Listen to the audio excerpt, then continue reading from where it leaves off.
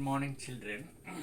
Yesterday also I said that this session is dedicated to all, children, even the adults who are guiding their children, the parents. It is meant for children as well as parents. See, yesterday I told that an empty mind cannot deliver goods. If you are not having ideas, if you are not having perception, if you are not having concept about anything, you cannot make the children or even your family understand the problem. So today's topic is generation gap.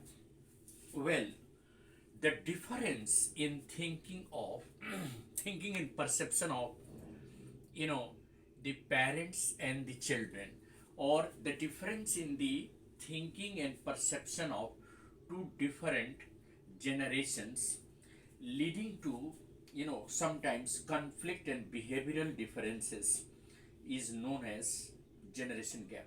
So the difference in the ways of thinking and perception in the people of two different generations which results in behavioral differences and sometimes conflict among them is usually called generation gap. So what is generation gap? It is the difference in the thinking and perception of two different generations, you know, that results into sometimes behavioral differences and conflict among them, and that is called generation gap. Generation gap is seen between family, parents and children. Generation gap is being observed between parents and children in the family, any family, whether it is a modern family, whether it is a traditional family. Generation gap is bound to prevail in between parents and the children. It is not only because of the gap in age, but also because of the way parents react to a particular situation. Parents are in habit of reacting quite sharply and critically to any situation. When the turn comes of the children, parents very sharply and very critically react to a situation. That becomes a cause of generation gap. The younger children, being young and immature, do not understand the way of thinking of their parents. In many cases, the parents even are not ready to understand the feelings and emotions of their children. The changing values, they do not change themselves according to the changing values and thinking pattern of the modern world. This also creates a communication gap between the two generations. Generation gap between parents and children is mostly caused by parents themselves. They are responsible. Parents themselves are accountable for the generation gap. They do not talk openly to their children and do not take part in solving their problems. The behavior you know uh, gives the impression about parents being authoritative person, because they are just to dictate their children without understanding the problem faced by their children. As a result, the children become mentally isolated from their parents.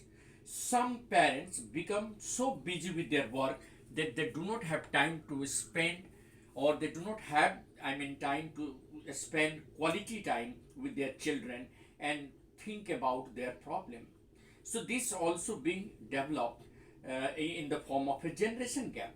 This ultimately creates a growing gap between the parents and the children. So the parents should think about what is the mental setup of their children. Changes in technology has led to the changes in the generation gap. The changes in technology have led to the generation gap in the modern world. Children tend to spend most of their time with their digital devices and are busy with social media. As a result, they do not discuss their problems with their parents.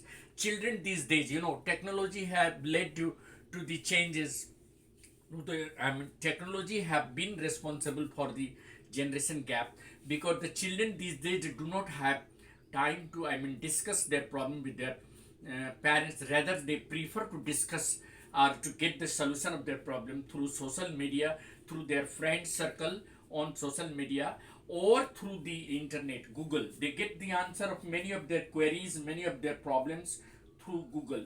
So instead of discussing their problem and interacting with their parents, they prefer to get the solution of their problems from the digital devices. So children, instead of contacting their own parents, seek the help of internet in case of any problem. This again reduces the communication, leading to generation gap between the parents and the children. The generation gap has greatly increased these days because of the changing and fast world. It is difficult to cope up with the changes. To overcome this problem, the parents should show their interest. They should spend quality time with the children. See, this is the COVID-19 time. Most of the children are at home. They are attending their online classes, or they are interacting through social media. They are interacting with their teachers sitting at home.